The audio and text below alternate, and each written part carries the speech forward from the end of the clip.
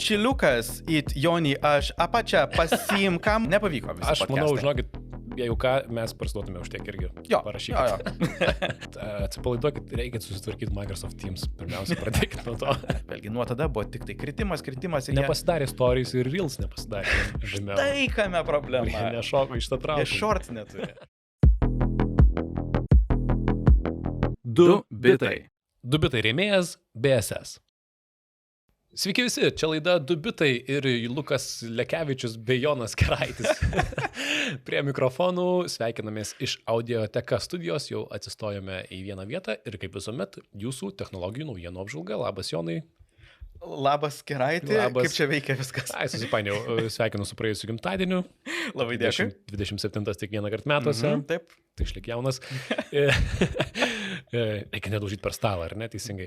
Turime naujienų pirmiausia iš praėjusios savaitės, norime atsigriebti, kadangi YouTube'e jūs komentuojate ir kitur mums rašote, tai turime ką atnaujinti, pa-updatinti ir sureaguoti į jūsų naujienas. Tai pirmiausia, žadėjome, kad po iOS 17 atsinaujinimo išbandysime naująją versiją, kuri tikriausiai dar mažai kam pažįstama, bet kai kam gali būti netikėta. Jo, oficialiai išėjusi kol kas 2 dienas, kaip mes rašinėjame, turbūt bus 3 dienos, kaip bus išėjusios.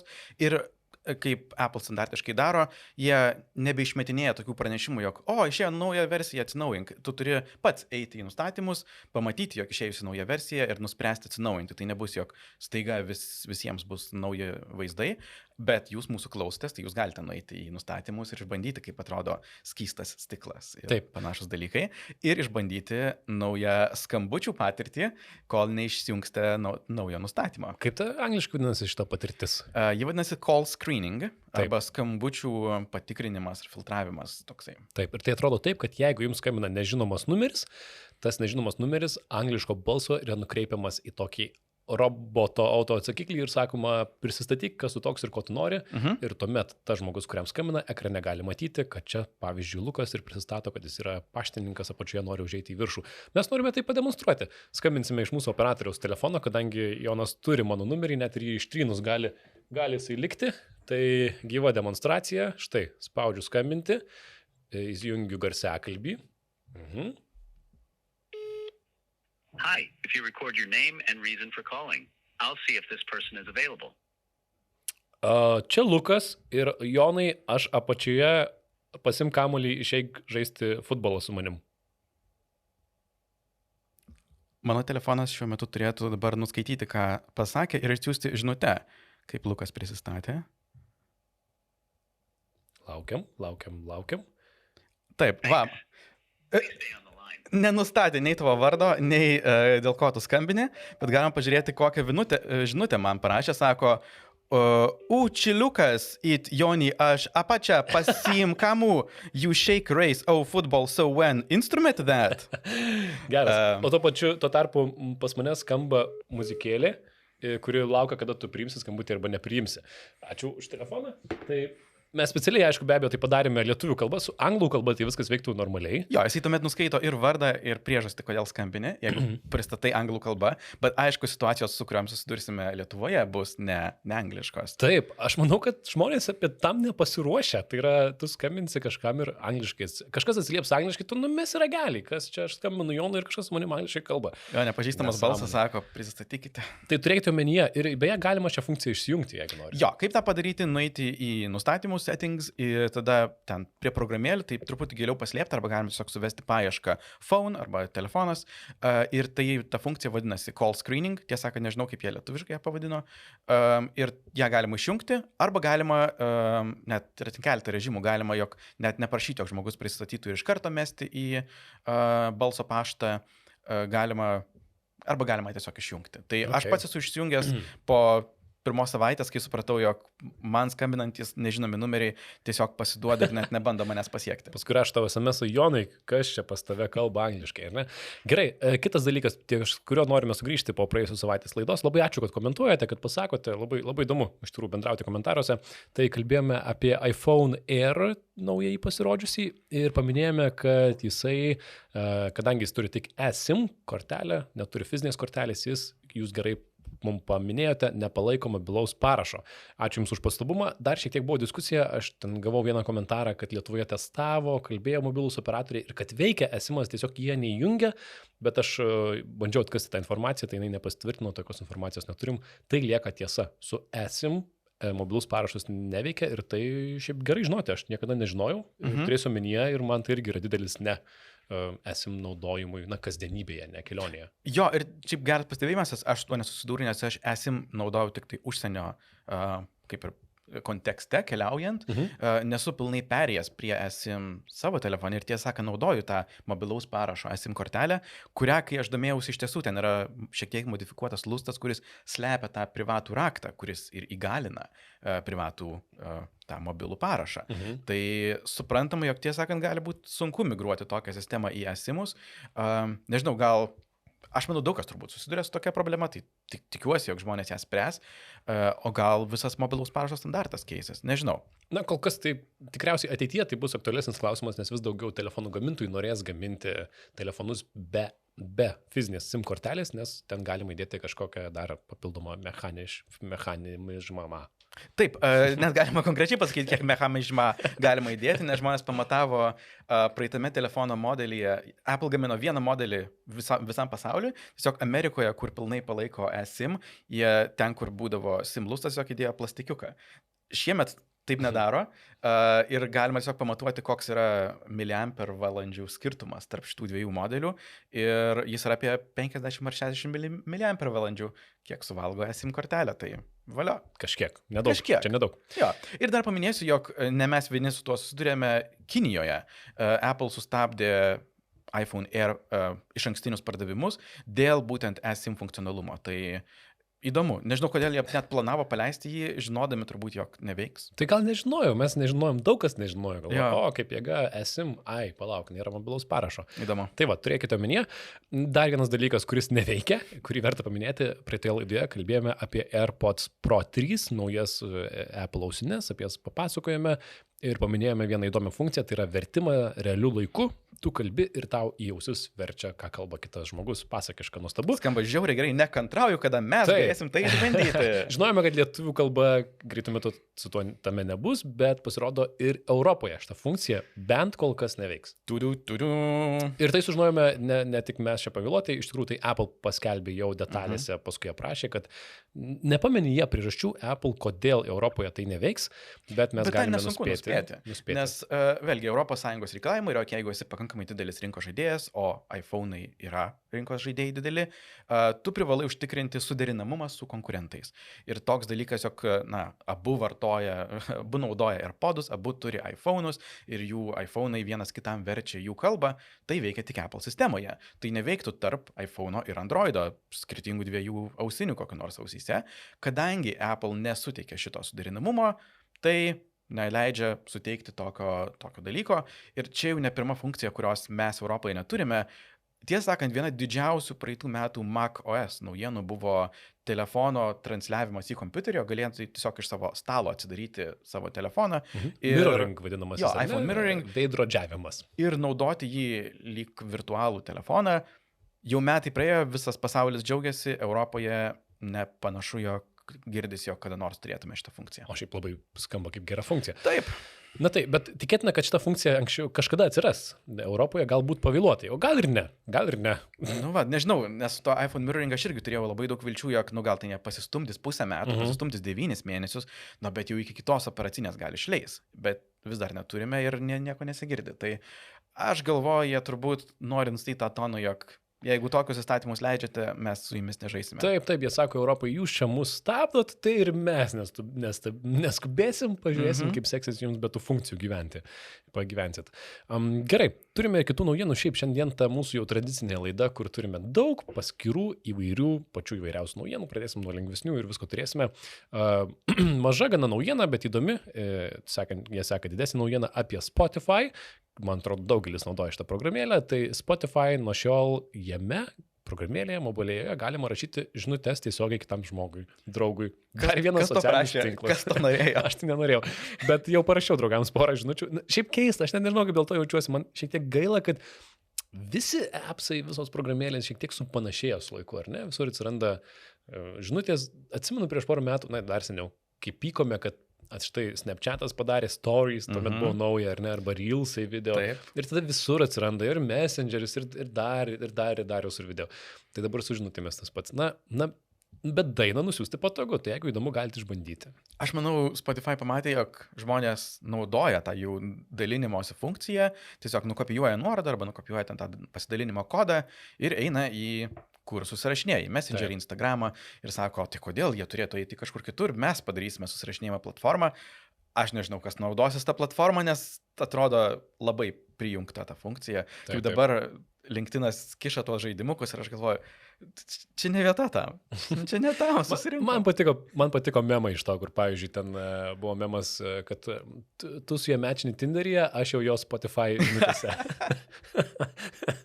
Daug artimesnis intymumui momentas. Savotiškai. Turim dar vieną naujieną iš Spotify, kuris pagaliau paleis Lossless, tai yra aukštos kokybės. Lossless? Lossless. Šiandien tokia diena. Loserių, žodžiu, muziką paleis. Oh, wow. Ne, juokauju. Paleis aukštos kokybės garsą. Lossless, gerai. Tai aš noriu paminėti šitą istoriją, todėl, jog čia yra žiauriai ilgas vargelis, kaip Spotify kankinasi su šitų funkcionalumu, kiek jie ilgai dirbo, jog atneštų tą vadinamą aukštos kokybės arba kokybės neprarandantį kažkokį kodeką audio. Tai jeigu konkrečiai, tai Spotify pradės po maždaug nuo spalio palengva paleidinėti funkciją savo premium prenumeruotojams, kur muziką bus galima klausyti 24 bitų 44 000 FLAC formatu. Tai yra gera aukšta kokybė. Čia yra labai gera aukšta kokybė, dauguma žmonių jau nebesugeba atskirti tokiame užkodavime bet kokių audio problemų, bet čia yra du įdomus dalykai. Pirma, tai net ir dabar paleidžiama ta funkcija atsiliks nuo to, ką Apple Music arba Tidal turi jau kokius 4 metus ir atsiliks 4 kartais, nes Apple Music yra 192 kHz. Tai okei. Kodėl taip yra? Ir antra, kodėl jiems taip ilgai užtruko, nes vėlgi Apple Music tą turi jau 4 metus, Tidal dar seniau, atrodo gana, kaip ir pati svarbiausia funkcija muzikos programai, kas jiems taip ilgai užtruko. Ir aš noriu pasakyti, kad garso prasme, tai čia dabar gali ginčytis tik tai visokie audiofilai ir garso mėgėjai. Aš tikrai esu garso mėgėjas, mėgstu ausines ir panašiai. Ir tikiuosi, kad girdėsiu tą skirtumą. Bandau įsivaizduoti, kad girdėsiu tą skirtumą ir noriu klausyti muzikos geriausią kokybę. Tarp kitko, netgi dabar Spotify nustatymuose pasirodo, galima pasirinkti, kokiu kokybės lygiu nori klausyti. Tai yra žemu, vidutiniu, aukštu, labai aukštu. Jo, bet aš jau labai aukštas, maros buvo 320 kilobit per sekundę MP3. Na taip, kažkas tokio. Bet turiu menį, jeigu tarp žemos ir labai aukštos skirtumą tikrai girdėsit, tai verta įsijungti. Bet šitoje istorijoje, kurią papasakos Jonas, yra galbūt įdomus toksai verslo manevras, kaip Spotify pakišo koją Spotify. Kaip Apple pakišo. Taip. Tai va, pirmi gandai apie tą aukštos kokybės audio patirtį, kurią Spotify tada vadino Spotify Hi-Fi, pasigirdo apie 2017 metais, tai vėlgi 8 metai atgal. Ir tada jų planas buvo, jog tas Hi-Fi būtų kaip toks Premium Plus, dar brangesnis planas, kur tu mokėtum papildomai už tą labai aukštą audio kokybę. Apie 30 eurų kalbas sukosi, man. Jo, 37 ir eurų. Planas buvo konkuruoti su tuo metu unikaliu Tidal, kuris turėjo vienintelis tą labai aukštą audio kokybę. Problemėlė yra, jog ir dar 21 metais jie jau oficialiai paskelbė, jog tas Hi-Fi išeis šiais metais, 21 metais, šiuo metu tikrai 21 metai ir štai išeina. Problema, jog Apple sugadino planus tų metų gegužę, paskelbusi, jog jie prideda super aukštos kokybės lossless audio į Apple Music be jokio papildomo mokesčio. Ir tas pastatė Spotify neįmanomą situaciją, nes variantai ką gali daryti. Išmesti visą tą planuotą verslo augimą iš premium plus brangesnių planų ir tiesiog valgyti kaštus, nežinau, nemokamai paleisti tą lossless planą, bet tai neatrodytų labai gerai. Gali paleisti tą premium planą, bet tada akivaizdžiai atrodysi kaip prastesnis dealas negu Apple Music, kur už tą pačią kainą gauni visą tą kokybę. Jie nusprendė trečią variantą, tiesiog užsičiaupti ir nieko nekalbėti apie tai dar 4 metus. Ir labai ilgai ieškojo, ką dar būtų galima pridurti prie to kažkokio plus premium super hi-fi plano, jog vėlgi įkvėpti žmonės subscribinti brangesniam dalykui. Ir nuo čia prasidėjo ir jų bandymai supirkinėti podcastus, mes buvom šnekėję apie tai, kaip jie nusipirko Joe Rogan ir planavo galbūt daryti kažkokius dalykus tik tai premium super subscriberiams. Joe Rogan pirko už beprotišką sumą 250 pinigų. milijonų, labai daug. Wow. Nepavyko visą Aš manau, žinokit, jeigu ką, mes parsiduotume už tiek irgi. Jo, parašykite. jo. Tiktų. Gal net porą nulių nuimti. Viskas Jo. gerai. Kitas planas buvo audio knygos ir apie tai buvom šiek tiek šnekėję. Jie planavo konkuruoti su audio, kaip tas vadinasi, Audible, kur pasiūlytų 3 net nemokamas knygas per mėnesį. Vėlgi neprilipo, žmonės neklausė to mažo gana pasirinkimo audio knygų per Spotify. Žodžiu, visi augimo planai nesuveikė ir tiesiog nusprendė, jog velniop, mes tiesiog paleisime tą lossless planą, galbūt mažesnė kokybė negu visi kiti, bet nemokam be papildomo mokesčio esamiems premium vartotojams. Ir tokia ir istorijos pabaiga. Man ką tai sako, jog, nežinau, šiaip aš nenorėčiau būti Spotify verslo pusėje, nes taip jie yra suvaržyti savo visų augimu ir net galimybę kontroliuoti savo maržą. Jie tiesiog supirkinėja muziką iš 4 pagrindinių tų music labels, kurie nustato, kiek nori pinigų iš jų pasiimti. Ir visi jų bandymai sukurti pridėtinę vertę be muzikos klausimo kol kas nesuveikia. Įdomus pastebėjimas, jiems tai lieka dėrėti dėl kažkokių smulkmenų, kur, pavyzdžiui, kažkada jie susidarėjo, kad tie atlikėjai, kurie turi, ar tos dainos, kurios turi mažiau nei 1000 perklausų, negaus royalties, nebus jiems išmokama pinigų, tai susitaupys kaštai mokėjimų. Realiai. Nors Spotify yra pelninga kompanija, tarp kitko jų akcijos jų kyla, bet verslo prasme jie lankstumo daug neturi. Bet karts nuo karto už tai jie siūlo kažkokius keistus dalykus. Ar ne? Jie buvo savo device paleidę, tą, kur kur jeigu tu esi iš esmės, jeigu esi furistas, tai per kitą device'ą ir klijuoji prie magės, paprastai sakant, ir gali su mygtukais perjunginėti Spotify dainas. Bet jį ten metus paleido ir uždarė. Jo, čia irgi buvo kontroversija, jog jie tiesiog paleido fizinį prietaisą ir po metų gana be jokių ceremonijų tiesiog sustabdė ir jokių net, jis nebeveikia, tiesiog praktiškai gali išmesti jį. Taip. Tai, žodžiu, aš manau, jie toliau bandys rasti visokiausių būdų, iš kur papildomai pritraukti pinigų, bet jie yra gana siauroj situacijai, ką gali iš viso daryti. Taip. Vis tiek Spotify laikykitės, aš jūs myliu kaip naudotojas, nekenčiu kaip muzikantas, nes mokat labai mažai už perklausas, bet tokia jau realybė. Judėkime prie kitų naujienų, iškart į pačią futuristiškiausią šiandienos naujieną, bet man labai įdomi, noriu papasakoti apie įrenginį, kurį seku nuo 2018 metų, kuriuo tikiu, kurio noriu, kuris intriguoja ir tikiu, kad kada nors galėsiu išbandyti. Kalbu apie įrenginį pavadinimu Alter Ego, tie, kas žiūri vaizdo įrašą YouTube'e, kad dabar matote, kaip tai atrodo. Tai yra MIT Labo spin-offas, tai yra iš tyrimo stadijos pereinantis startuolis į komercinę stadiją. Jie pradėjo viešinti, kad mes turim tokį įrenginį ir dabar laukit, kas bus toliau. Ir kas tai yra? Labai paprastai kalbant, tai yra neinvazinis, nešiojamas neuralinės sąsajos įrenginys, leidžiantis žmogui bendrauti su kompiuteriais. Kas Labai toksai, paprastai Lukai? sakant, ar ne? Bet dar paprasčiau sakant, tai yra įrenginys, kurį galiu uždėti čia ausų, jis atrodo tarsi dabar mano ausinės, iš tikrųjų, aš turiu ausinės inerus. Tai tik tai įrenginys, kuris net neįeina į ausis, yra aplinkui, sujungtas laidu. O, čia labai panašiai kaip aš dabar esu. Laidas nueina į apačią ir jisai leidžia bendrauti su kitais žmonėms, leidžia kalbėti, iš esmės leidžia į kompiuterį įvesti tekstą, tai reikėtų pasakyti. Jisai aptinka subtilius signalus, kuriuos smegenys siunčia kalbos sistemai prieš ištariant žodžius garsiai. Tad realiai jo naudojimas atrodo taip, aš tiesiog sėdžiu tyloje ir čia dabar taipinu, pavyzdžiui. Nes tu savo galvoje sakei žodžius, ar taip, ne? Taip. Jisai veikia taip, kad tu galvoje turi sakyti žodžius. 2018 metais, kai pirmą kartą tai pademonstravo kaip naujovę, dar tas renginys turėjo tokį prieimą prie čia pro žandikaulį iki pats makro. Jis kaip koks pleisters atrodė, truputį, kai lyg būtum, nežinau, žandikaulį susilaužęs. Taip, ir tuomet demonstracijoje dar rodėsi, kad naudotojas turi mintyse tarti žodžius, apie juos galvoti mintyse ir tuo pačiu su liežuviu dar juos šiek tiek artikuliuoti, bet be garso. Tai yra liežuvis viduje dirba ir šiek tiek matydavai, kad čia kažkas ties gerklėje juda. Dabar to nereikia. Ir tai yra neįtikėtina, nes jeigu tu gali tai išversti į tekstą, tai tuomet jau be abejo gali padaryti visus asistentų dalykus, gali googlinti, gali rašyti žinutę, ką ir matome demo versijoje, gali naudoti vertimą, jeigu kitas žmogus tai naudoja. Ir tai reikia tiesiog mintyse tarti žodžius. Ir viskas. Iš esmės, kas vyksta, tai man čia pačiam reikėjo šiek tiek pasigūglinti ir sužinoti, kaip tai veikia. kai mes galvojame apie savo kalbėjimą, net jeigu to garsiai neištarėme, signalai yra pasiunčiami į mūsų raumenis. Ir, pavyzdžiui, liežuvio paviršiuje ar burnoje tie signalai, kad ir net keliauja, jie tiesiog nėra tokie stiprus, kad suaktyvintų tos raumenis ir aš imčiau kalbėti, bet jie atkeliauja, tad juos ir fiksuoja tas įrenginys, tad tai nėra minčių nuskaitimas, tai yra tiesiog signalų raumenims nuskaitimas. Šitų pačių principų veikdavo ir tie, kur ant galvos užsidėdė ten tokius sensoriukus, EEG atrodo. Taip. Jiems Elektroencefalografai. Tai. Jiems paprasčiausias dalykas būdavo įsivaizduoti, jog tu judini ranką arba koją.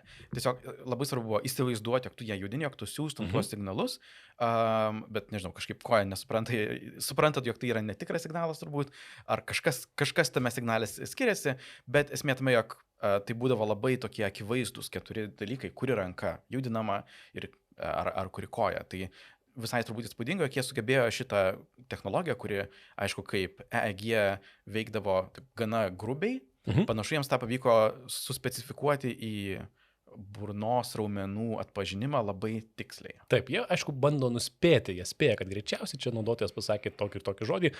Šiaip ar taip įspūdinga, man labai patinka, aš to noriu, tai būtų neįtikėtina, jeigu tai veiktų gerai. Aš tiesam turiu šiek tiek skeptiškumo, nes kol kas vienas ir tas pats žmogus, įkūrėjas to startuolio vis testuoja, aš turiu įtarimą, kad jeigu paimtų tai kitas žmogus, jam tai išmokti to naudotis gali užtrukti, galbūt netgi sistemą reikia pritaikyti kiekvienam žmogui atskirai, kas mes čia žinome, bet man čia yra exciting, aš laukiu labai, nesu išbandęs tos encefalografus, aš esu rašęs žinutę mirksėdamas ir judinamas liežuvį ir tai yra visai įdomu, bet tai yra toks fizinis darbas, o čia būtų kalbėjimasis beveik mintimis ir šita naujiena man primena kelis kitus dalykus ir tau primena, ar ne? Man primena dalyką, kurį paminėsiu, kai jūs jau mūsų klausotės ketvirtadienį turbūt arba vėliau, tai jau bus išėję, tai mes pašnekėsime apie tai kitoje laidoje, mums tai bus šį vakarą. Meta pristatys turbūt naujos kartos savo Meta akinius, bus labai įdomu juos išbandyti, gal užsisakyti, turėtų turėti ekraniuką, bet dabar didžiausias hype yra apie tai, jog Zakas jau labai teasina. Tai bus toks raištis, panašiai kaip išmanus laikrodis, tik tai be ekrano, labiau toksai medvilninis raištis, galima sakyti, kuriame bus tie patys EMG, kaip ten sakai, elektromiografija. Čia rašo elektromiografiniai signalai, šiaip tu kalbėjai apie elektroencefalografą. Čia kas ant galvos, čia kas bus ant rankos, tai čia elektromiografiniai dalykai. Taip, sakykime, mes nusimanom. Jo, ekspertai iš tų 3 raidžių. Tai tenai idėja yra, jog tu prisiriši tą raištį gana tvirtai, jog jaustų visus tuos tekančius signalus į tavo pirštų raumenis ir turi iš tiesų judinti ranką. Bet visa idėja yra, jog ir apie ką jau buvo kalbėjęs Zakas, jog tu galėtum, taip sakant, virtualiai įsivaizduodamas paimti pieštuką ir tiesiog rašyti kažką ore, fiziškai judindamas savo ranką, žinoma, bet jų tie receptoriai turėtų atpažinti lyg kokį žodį tu rašai ore ir tai būtų ta teksto įvestis akiniams. Jog skamba kaip labai įdomus dalykas ir kadangi tai panašu bus fizinis prietaisas, tai gal net šiais metais pavyks išbandyti. Būtų įspūdinga. Šiaip idėja su tais apyrankėm yra gana sena, ar ne? Ir vis tikimės aš, pavyzdžiui, tikiuosi iš Apple Watch, vis tikiuosi kažkokių papildomų funkcijų, kur aš ten liečiu ir rašau kažką, nežinau. Tai idėja nenauja, bet apie tai sunku pasakoti, tai reikia išbandyti, kad suprastum, kaip tai veikia. Tai išbandysim, tikėkimės. Labai nekantrauju išbandyti, nes vėlgi, hypas apie šitą yra rimtas ir jeigu jiem iš tiesų pavyktų tą sukurti, tai čia bus žiauriai kėlai. Užsisakysi Jonai, ar man pirkti reikės? Susitarsim. Aš praeitą kartą pirmas akinius pirkau, Metos pirmus. Gerai, dar šitą naujieną, kol kalbam apie akinius ir šiek tiek futuristiką, man primena kitą mokslinį tyrimą, jis galbūt rugsėjo pradžioje ar vasaros pabaigoje apėjo žinias, tikrai labai įdomus. Ir čia vėl kalbame apie BCI, tai yra trumpinys, Brain Computer Interface, žmogaus smegenų kompiuterio interfejsas, futuristinė tema, kaip mes galėtume kalbėti su kompiuteriais tiesiogiai, be klaviatūrų ir panašiai. Daug apie tai pasirodo naujienų, jos visos tokios, kažkas įvyko, bet čia kalbu apie konkretų Stanfordo atliktą tyrimą, jis yra recenzuotas ir jame yra tirti 4 žmonės su sunkiu kalbos motorikos sutrikimu, tai yra po insulto ar kitos ligos, kur iš esmės jų kalbos motorika yra sutrikusi ir jų smegenyse, tai yra jų motorinėje kalbos rytyje yra implantas, mikroelektrodai, kurie skenuoja, žiūri smegenų veikimą, ar ne? Tai tiesiogiai iš smegenų, gana invazyvus būdas, bet taip vyksta. Jo. Ir tai yra renkami signalai, ką žmogus galvoje taria, tai yra jisai, jeigu Jeigu tiesiog praeinanti mintis yra, kad aš noriu picos, tai neužregistruos, bet jeigu jis sąmoningai sakytų, aš noriu picos mintyse, tyliai, savo galvoje, tai turėtų užfiksuoti. Ir įdomu, kad šiuo būdu pirmą kartą pavyko pasiekti 74% tikslumą gana didelėme žodyne, kas nėra tobula, bet yra geriau negu anksčiau. 3 iš 4 žodžių teisingai. Taip, tik tais arba net, kaip pažiūrėsi iš tas. Bet buvo įdomu tai, kad šita sistema veikia pakankamai gerai, kad tyrėjai sugalvojo sukurti slaptažodį, su kuriuo atrakinamas tavo smegenų skanavimas. Tai yra, tu esi tyrimo dalyvis ir tu turi mintyse ištarti savo, mintyse tyliai, kad niekas neturėtų, čiti, bang, bang. Ir po šito slaptažodžio modelis atsirakina, beje, jie atpažįsta slaptažodį 98% tikslumu, matyt, specifiška labai frazė čia. Jo, nes jinai labai keista ir turbūt jeigu tu įsivaizduoji savo mintise, kaip turėtų judėti vėlgi kažkokie raumenys ar dar kažkas, čia labai skirtingi. Ir man tai primena, kaip, na, dabar mes jau esame perėję prie labai tų trumpų aktyvažodžių, aktyvavimo žodelių balso asistentams, kur užtenka tiesiog pasakyti Siri ir suveikia, bet patys pirmieji, kai atsirado, tai buvo OK Google, 4 skiemenys kaip čiti, bang, bang. Geras, labai įdomi tema, aš taip laukiu. Aš dar tikiuosi, kad mes išbandysime, kad dar turėsim Joną implantus ir galėsim kalbėtis. Nekantrauju, viską ant rankų klijuosime, į smegenis dėksime. Bet įdomu, kad iš tikrųjų pasirodė daug šalia straipsnių, kurie pirmą kartą diskutavo apie tai, kad kaip reikia elgtis su tyrimo dalyviais, kurių smegenis mes tyrime ir, žinai, ar kartais tas pavyzdžiui, tyrimo dalyvis pagalvos, visai gražus tas mokslininkas, kuris eina pro šalį. Oi, palaukit, neskaitykit mano šitos minties. O, wow. Supranti, apie tai kalba mokslininkai. Čia yra, wow. Kaip neišgirsti to, ko, privačių minčių, jie kalba apie tai. Nauja etikos rytis. Gerai, reikės toj keliauti mums į žemiškesnės naujienas, jų dar tikrai turim. Dabar minutėlė mūsų šios laidos rėmėjams, šio epizodo rėmėjams. Ačiū jiems ir šį kartą tai yra BSS DVS. Tai 3 raidės reiškia dokumentų valdymo sistema. Ir čia aktualu visiems tiems, kas dar naudojate popierinės sąskaitas arba pasirašinėjate rašikliu, tai įdėmiai klausykit, ypatingai jūs. Dokumentų valdymo sistema tai iš esmės leidžia organizacijai visiškai atsisakyti popieriaus, atsisakyti pasirašinėjimo rašikliu ir susikurti paperless office, angliškai vadinama. Man Nerijus iš BSS viską parodė, aš mačiau ekraną, kaip viskas tai veikia ir užsirašiau, kas man pasirodė įdomu. Iš esmės su šita BSS sistema visi dokumentai, įsakymai, sąskaitos, atostogų prašymai, medicininės knygelės, pasirašymai gali būti vienoje vietoje. Ir jeigu susikuri dokumentą, gali kviesti klientą jį pasirašyti, viskas vyksta vienoje sistemoje. Dokumentų nereikia kurti nuo nulio, jeigu atostogų prašymas, tai nereikia rašyti jo arba ieškoti internete, tiesiog pakeiti datą ir užsipildai. Gali matyti dokumentus, kuriems reikia tavo veiksmo, tai yra laukiantys pasirašymo dokumentai ir panašiai. Gali taip pat tvarkytis ir su popieriniais dokumentais, pavyzdžiui, gauni popierinę sąskaitą, nes kažkas dar nenaudoja BSS DVS, ir nufotografuoji telefonu, paspaudi siųsti ir sistema surenka, kam paskirti tą visą sąskaitą. Jeigu tai PDF-as, nereikia copy-paste rankomis sąskaitos numeriuko, jinai viską automatiškai surinka. Ir visą tai veikia ir telefone. Tai cool, aš galėjau įtarti, kad kažkas tokio kažkur egzistuoja, niekart gyvai nebuvau matęs ir tai yra lietuvių kuriama programa. Kam įdomu, kaip visuomet mūsų aprašė daugiau informacijos, tai BSS DVS, tai taip vadinasi. Ačiū Jums ir keliaujam į kitas naujienas. O kitos naujienos yra apie? Daug dirbtinio intelekto pasaulio naujienų. Pašnekėsime ir ką daro OpenAI, ir ką daro Claude, ir visi draugai tenai susirinkę. Bet pradžiai apie OpenAI ir Microsoft taip vadinamas skyrybas, labai trumpai. Tai mes turbūt esame nemažai šnekėję apie jų labai tamprią draugystę iki šiol. Microsoftas buvo investavęs virš $10 milijardų į OpenAI, už tai buvo gavę tokią ekskliuzyvinį talpinimo kontraktą, tai vadinasi, jog OpenAI visi algoritmai, modeliai veikė jų Azure debesyje, plus jie gaudavo iš ankstinį ir kartais ekskliuzyvišką prieimą prie OpenAI modelių. Ir panašu, jog šita draugystė baiginėjasi. Jiem pavyko susitarti daugmaž dėl naujų partnerystės sąlygų, kurias daug kas ir vadina skyrybomis, kurios iš esmės leis ChatGPT pagaliau pereiti prie jų labai trokštamos restruktūrizacijos į pilnai siekiančią pelno organizaciją. Nes iki šiol jie turi labai komplikuotą struktūrą, kur žiauriai ten. Nežinau, kokia painesnė tema yra. Pentagramas.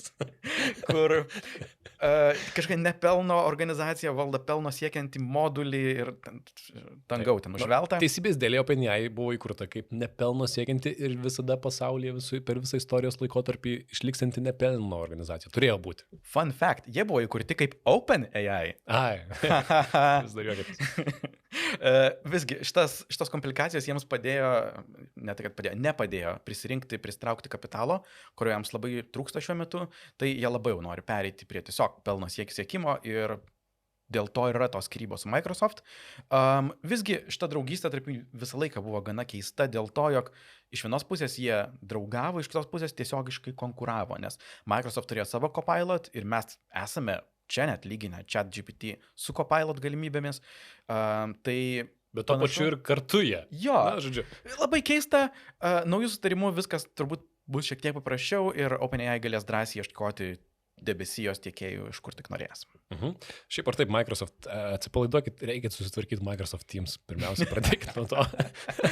Aš džiaugiuosi, kad daugėja memų šitą temą. Aš manau, kad darykime tą tylų sukilimą, kad Microsoft Teams yra labai prasta sistema ir labai prastai veikia. Ir man telefone neveikia pusę metų niekaip iš vis. Nu, žodžiu. Gerai, jutam toliau. Kitas aspektėlis apie OpenAI, ką jie kuria, ir čia jau nebe paslapčia einančios užuominos, bet oficialiai paskelbta, jog jie kuria ChatGPT versiją, variaciją, kuri būtų skirta ir kurią naudotų nepilnamečiai. Galbūt tai yra susijęs su visomis bylomis, kurias gauna OpenAI, kaltinamas dėl to, kaip prastai paveikia nepilnamečių psichinę sveikatą. Konkrečiai jie sako, jog jie, kai identifikuos, jog vartotojui yra mažiau nei 18 metų, jis bus permestas į ChatGPT vartojimo patirtį, skirtą nepilnamečiams paaugliams. Jeigu nebus tikri, tai dėl saugumo tiesiog permes į tą pačią patirtį visus ir suteiks suaugusiems, priklausomai nuo šalies skirtingais būdais, įrodyti savo amžių. Kai kuriais atvejais tai reikalaus ID kortelės, kai tais atvejais, nežinau, gal telefono numerio, galbūt veidą nusiskanuoti ar kažką tokio. Su tuo pristato ir naujas funkcijas tėvams, kurie jeigu sujungs savo paskyrą su savo paaugliais, tai gaus naujas galimybės. Pirmiausia, bus pranešimai, jog paauglys rodo tam tikrus rimtus nelaimės signalus. Vėlgi, galbūt turi mintis, nežinau, apie savižudybę ar kažką tokio.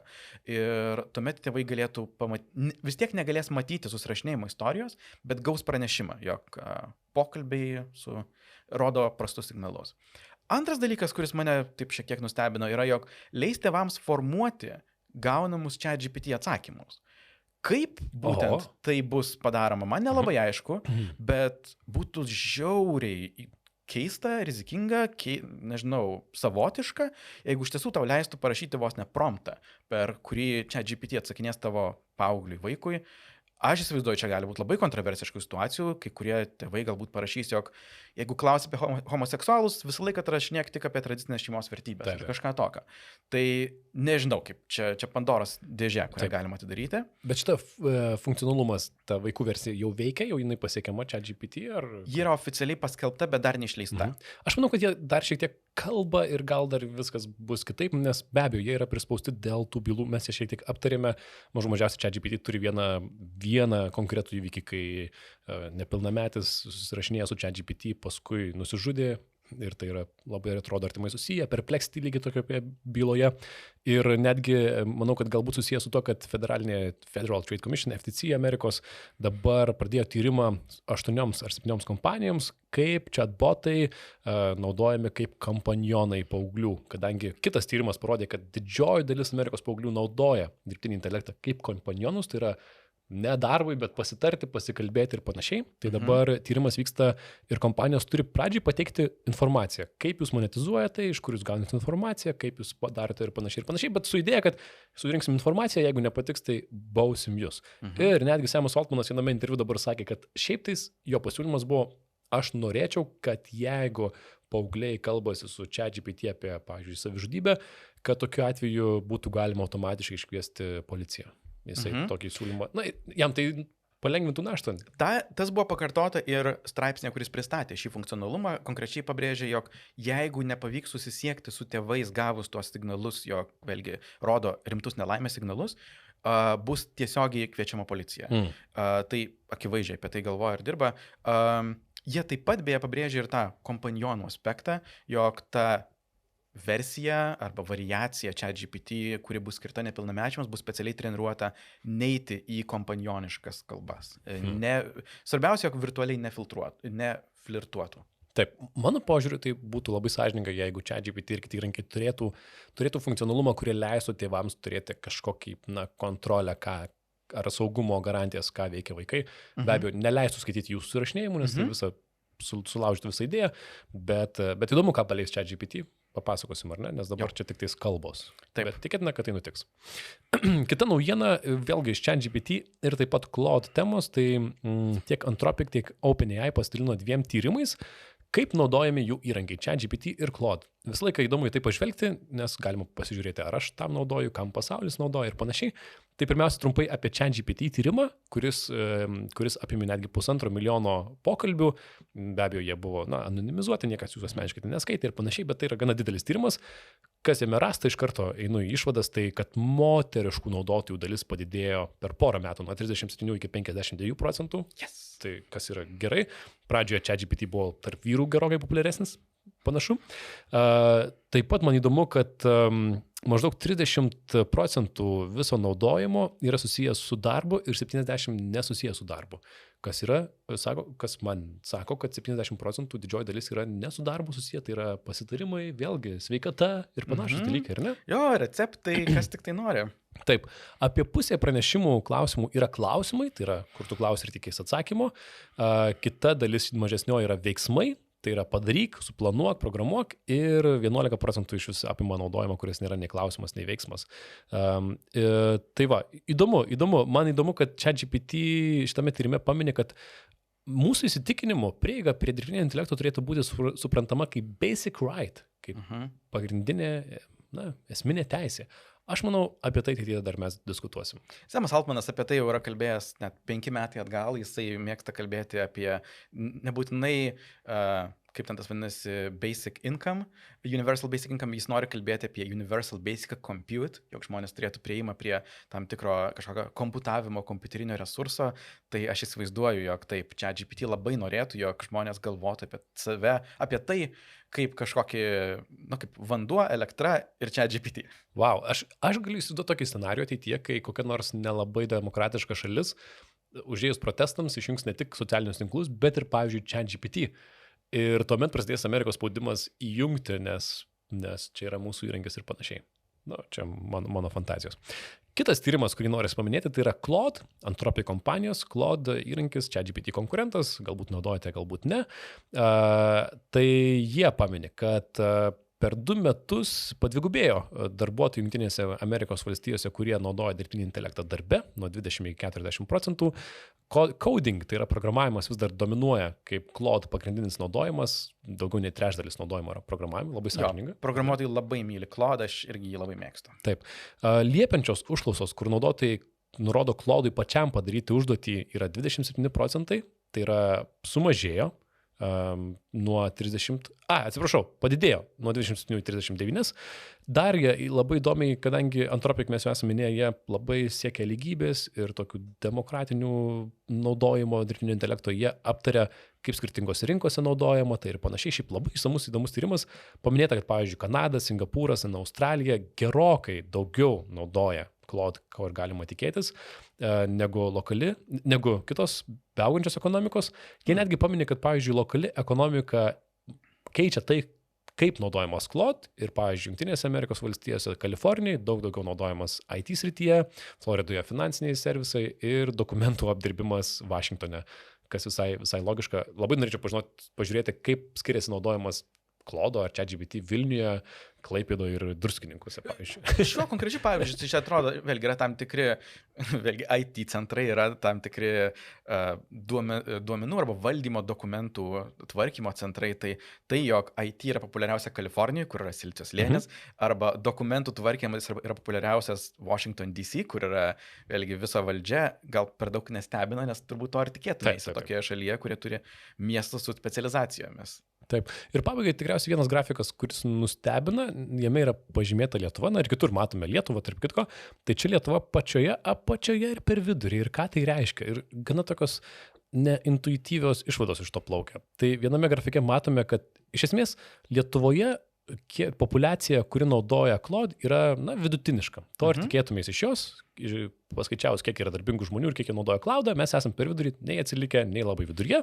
Šiaip iš pilno žvilgsnio vis tiek gal pirmoji pusė tai tikrai toks įspūdis. Debesiuko priekyje. Bet šis... Jo. Taip. Tai žodžiu, viskas su tuo yra gerai.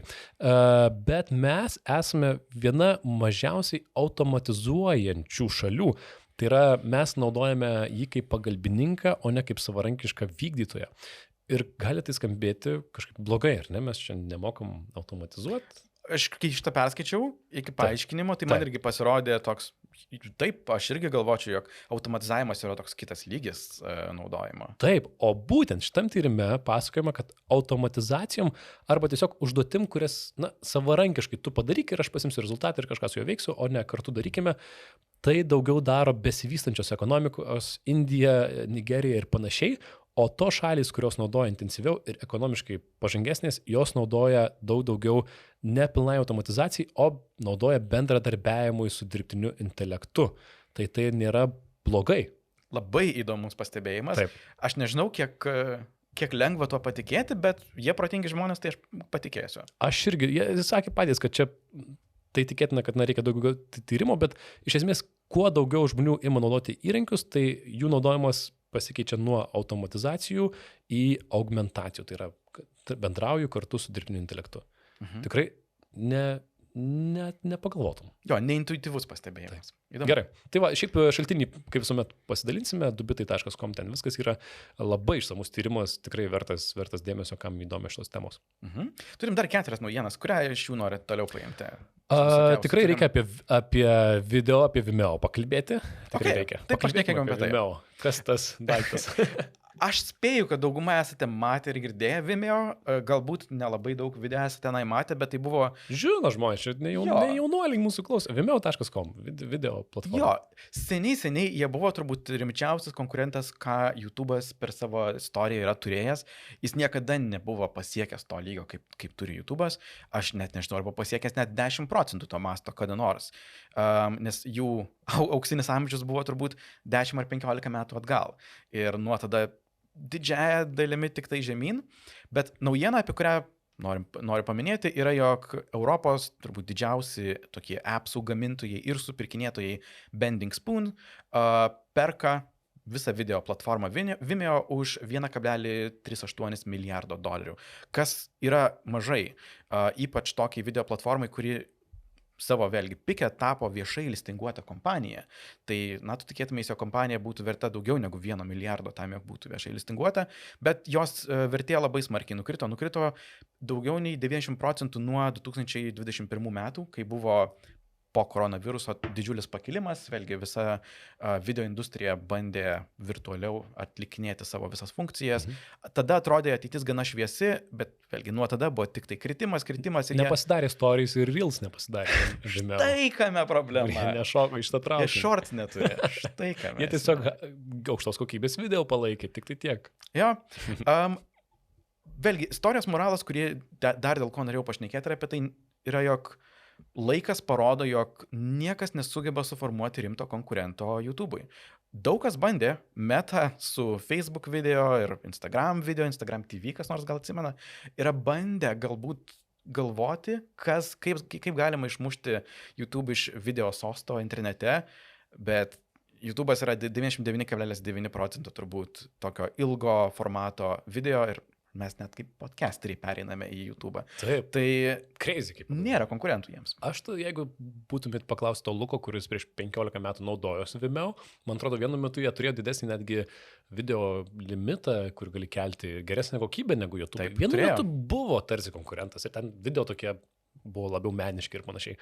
Net ir jis numirė, parduotas, ar ne, ir nieko iš jo gero. Jo, didžiąją dalimi galima sakyti turbūt, jog numirė, nes Bending Spoons iš esmės supirkinėja programas, kurių aukso amžius buvo gerai praeityje. Jie nusipirko Evernote, tuo metu, kai jau visi buvo pamiršę apie Evernote ir panašiai. Tai... Čia tikriausiai ne jų aprašė, čia tu taip. Jo, čia ne jų oficialus pasisakymas. Mes perkame kompanijas, kurios į kapinyną.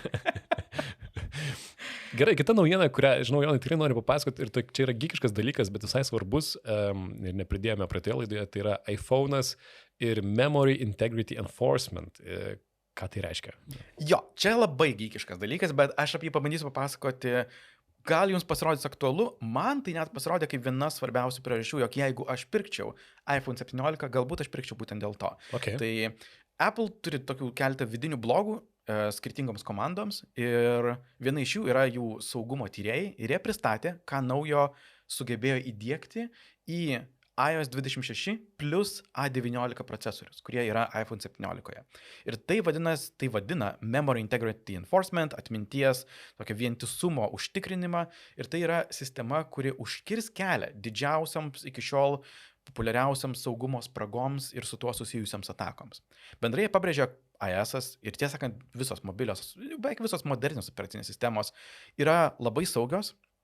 Ir iOS iki šiol neturėjo jokio plataus masto įsilaužimo, kas yra tiesa, bet egzistavo toks vadinamas mercenary attacks arba specialiai kuriamos atakos, kurios taikosi į pavienius žmonės ir dažniausiai yra licenzijuojamos valstybiniu lygiu. Mes esame šnekėję apie Izraelio kuriamą Pegasus, tokią sistemą, kur tikslas yra, jog jeigu tu nori įsilaužti į kai kuriais atvejais teroristo, kai kuriais atvejais nepatinkačio žurnalisto telefoną, tu gali jam nusiųsti specialias žinutes ir tai sugeba apeiti operacinės sistemos saugumo sluoksnius. Taip, esame apie tai kalbėję ir tai kaip produktą iš Izraelio kompanijos perka valstybės. Tai tikrai komplikuota tema. Jo. Tai, ką pristatė Apple šiuo metu, turėtų užkirsti kelią visoms tokioms kategorijoms, kurias buvo naudojęs Pegasus įvykdyti šitas atakas. Jeigu konkrečiai, tai žymės programų naudojimą atmintį, tą ramą ir suteiks spėjimą tik tai turint tokį slaptą raktą. Vadinasi, tik ta programa, kuri naudoja tą atmintį, galės ją nuskaityti ir rašyti ją. Jeigu bandysi pasiekti kitos programos atmintį, tas neveiks.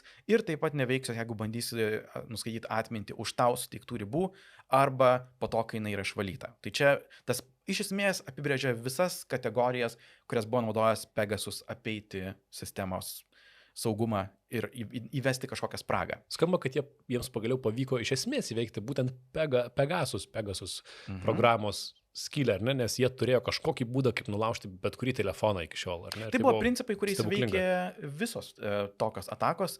Pegasus nėra vienintelis gamintojas tokios programos, gal labiausiai žinomas, bet visi iki šiol atrasti tokios spragos patekdavo iš tas kategorijas atminties valdymo. Ir čia aš dar pabūsiu vienai minutį Apple fanboy, kodėl man iš tiesų įspūdingas tai yra pasiekimas, nes iš dalies tik Apple ir buvo pozicijoje sukurti tokią sistemą, nes jai reikėjo visų trijų komponentų. Reikia ir pakeisti operacinės sistemos kodą, kuris skirsto atmintį, ir pakeisti procesoriaus dizainą. Jie tam net skiria papildomą, galima sakyti, mikroschemos plotą, vien tik tai valdyti atmintį susijusią su atminties valdymu. Labai komplikuota. Ir plus tam reikės modifikuoti programas pačias, kurios veikia operacinėje sistemoje. Ir kadangi jie valdo visus tris komponentus, ir operacinę sistemą, ir procesorius, ir programas, jie tą galėjo padaryti. Android arba Google tą būtų labai sunku padaryti, jie net rado naujas saugumo spragą Google pikseliuose, kurdami savo šitą sistemą. Tai visai spūdingas pavyzdys ir tiem, kas žino, jog jie galbūt yra šitoje rizikos kategorijoje, jog galbūt jie kažkada būtų Pegasus ir panašių atakų taikiklyje, aš rimtai pagalvočiau apie iPhone 17. Taip, nes buvo temų tikrai ir europiečiai patekę iš tus, ir man atrodo, ir Lenkijoje buvo apie tai kalbama, tikrai Prancūzijoje, tai gerai, kad paaiškinai, labai įdomu ir tas Pegasus saugumo spraga buvo gana didelė. Tikrai žurnalistams, manau, tai yra aktualu. Puiku, pabaigai, man atrodo, papasakokime apie smagiausią antraštę šią savaitę. Labai juokingas dalykėlis. Interneto serveris padarytas iš vienkartinių veipų. Taip. Geriausias veipų panaudojimas, koks gali būti tikriausiai. Sutinku. Geriau negu juos rūkyti. Visiškai.